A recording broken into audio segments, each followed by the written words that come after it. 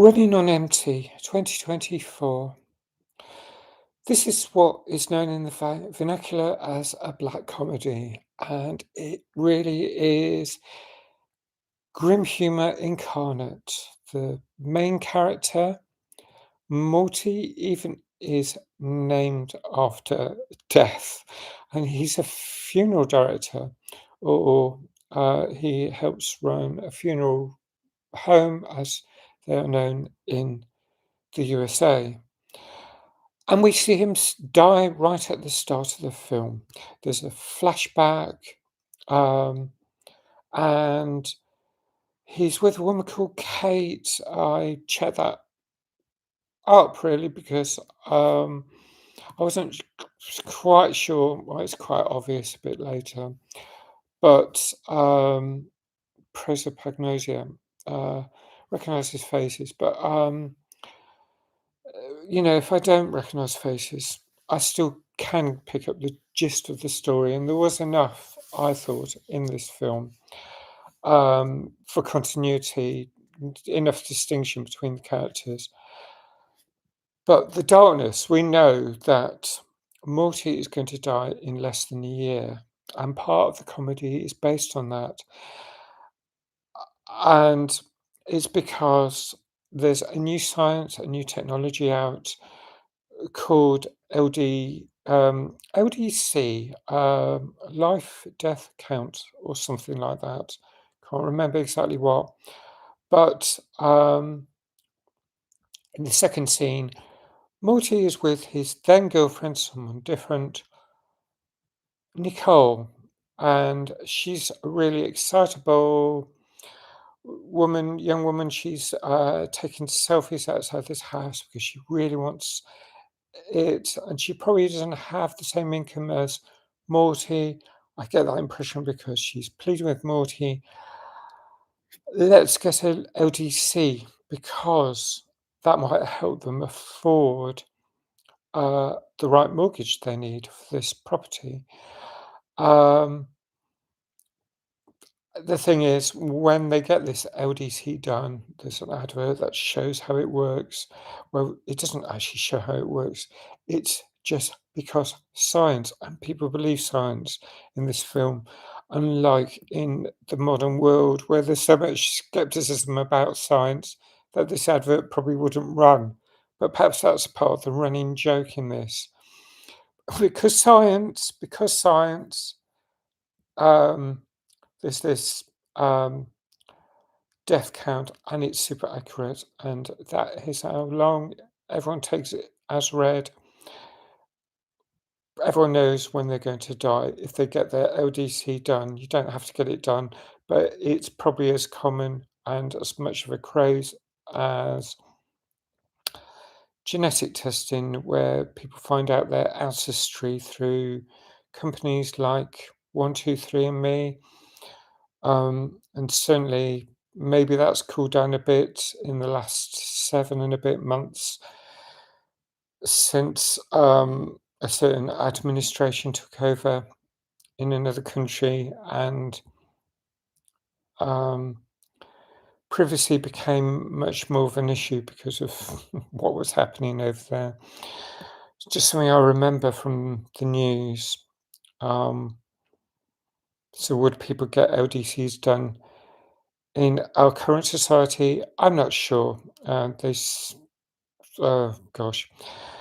But LDC, Nicole and Morty go in and have their LDCs done, and they get these booklets. You know, it's got all the sort of detail, the pie charts, the full report, and it reminds me of when I got my cognizance neurodivergence, 66 pages, detailed explanation of exactly what tests were run. Um, Now, Nicole is really upset because she's only got 21,490 days left to live. And the administrator or rep from LDC, the company, says that's nearly 60 years. But She seems inconsolable.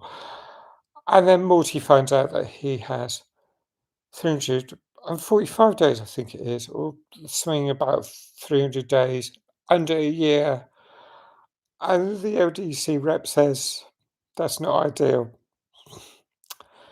As my gosh, in reality, I mean, this is a black comedy, but in reality, how devastating it would be to find out that you only have under 12 months to live. But he's relatively sanguine, and people are on this film because getting an LDC is normalised. Everyone seems to be getting it and making the most of life. I think there's certain things it would change enormously, but I mean, how would you spend so much time at work? I mean, unless you love your work. And yeah, I think it would change the dynamics a lot. And it does in some ways, but one of the things is people embracing life, and that's the good side of it. And that is clear from early on that I think Morty's character I admire a lot. I mean, all the looks he gives, the deadpan, the nothing can surprise me look. I'll just absorb another example of the verbal clumsiness, the another obtuse thing that has spilled from someone's lips. I mean, it happens all the way through, and I don't know, is it sardonic? He takes everything on board. And whilst people say awful things, they don't really hurt him. And it is, I feel, a top-notch comedy if laughing at death is your thing. And obviously, it's not going to appeal to everyone. And there's a certain privilege in not knowing how long you have left, and to be told you have so much left. It cuts both ways, I guess. You can still you can embrace every day as if it's your last, even if you don't know how long you have left to live. But guess it's just the uncertainty as if money will run out before you die. I suppose there's that security that if you know you've only got a year, you know how to budget for that year.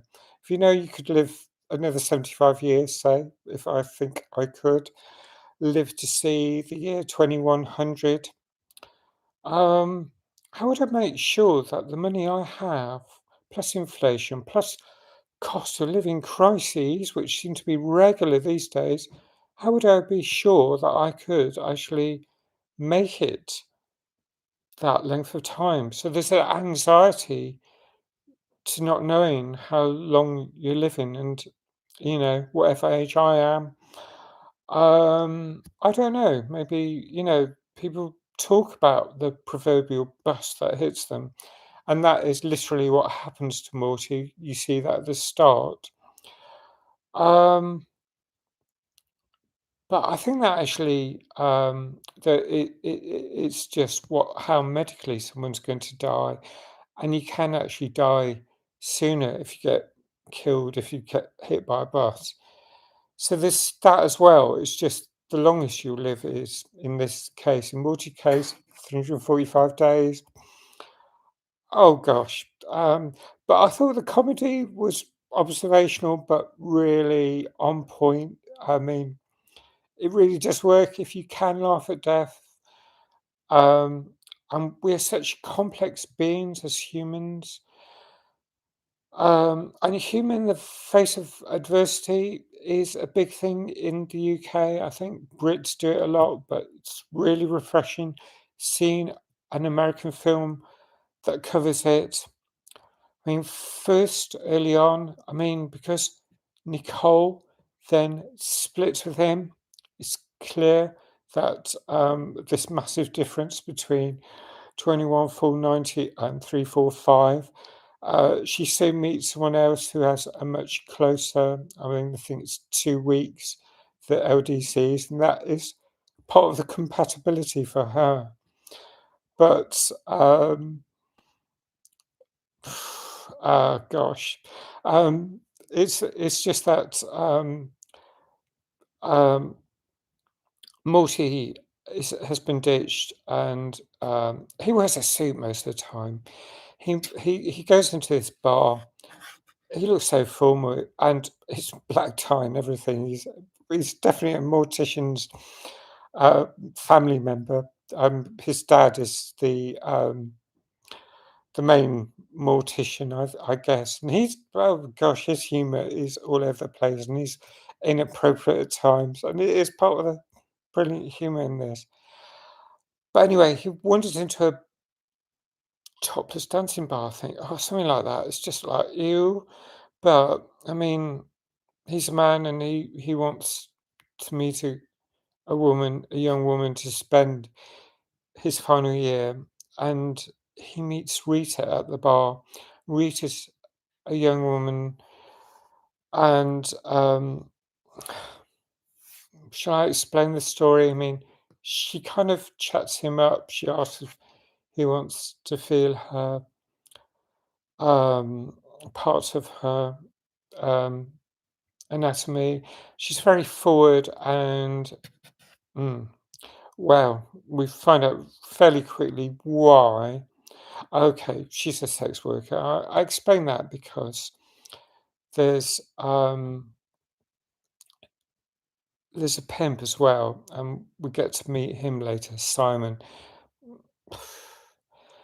A shakedown artist. That's what they call pimps these days, it seems, from this film. And he's got this when there's a reason why Morty doesn't pay Rita. I won't explain it. I mean, there's humour in all of this, but Simon starts chasing Morty, and he says, um, he says Morty owes something like $500, and then it's 1,000, and it's just this exponential inflationary cash demand. And oh gosh, the observational humour in this is great. I just think, I mean, because Simon, this showdown artist, has has a boss who's more intimidating. There's layers of. I just love this. Simon still, it is quite crucial. I'm telling you about Simon because he steals Morty's car, and so Morty spends a lot of the film riding a girl's bike, and it's got it's pink and blue, and it's got tassels, and he's got this pink and blue helmet. And there's a bit of this. He meets this young woman, Kate, who has pink and blue in her hair, and I think it's a little bit. I love. It's a little bit transcoded without actually being trans. I mean, it's just Morty riding about on this bike with tassels. I love the humour because he looks so formal in his suit, and yet he gets used to riding this bike. And not many people ride bikes in Los Angeles. It's set in Los Angeles and Sherman Oaks, which is an area I know because I was staying very close to there, Van Nuys in North Hollywood 20 years ago right now. I've got this old videos of mine, which I might put a link, but it's heartbreaking that I can't go back to the California. God, it upsets me because the way things are there now. Um, I love California, really do. Um, but he meets Kate. I mean, Kate. He goes. Oh, there's this um, thing where he's trying to meet women. Oh, it reminds me of another film set in that Sherman Oaks area from 20 years ago, which was 40-Year-Old Virgin. And that has, I'd like to review that, but oh gosh, that's, I mean, it's nostalgia for me, the whole thing, but I don't know how those films have aged. But the women whom we meet, it's fairly clear. One steals his jacket. There's all sorts of stuff. His wallet. There's all sorts of things.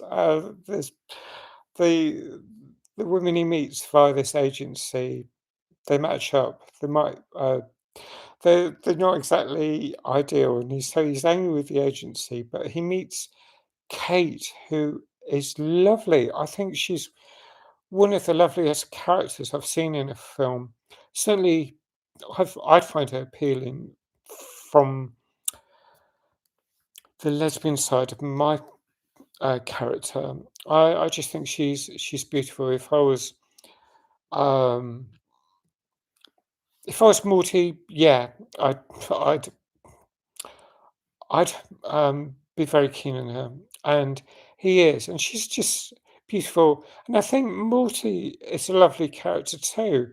I mean, like the way he looks at people that nothing can surprise. His He just absorbs people's verbal clumsiness, their obtuseness. Like when he meets Nicole and her new boyfriend, this what's it called, a stallion, something. He feels like a stallion, this guy, but he's got a name for this guy, and it's just hilarious. But oh gosh, there's so much, and I don't want to explain everything. But I mean, I like how they meet in the supermarket because also the supermarket reminds me of um, Galantis and one of their songs from about 10 years ago. Oh gosh, what is it? Um,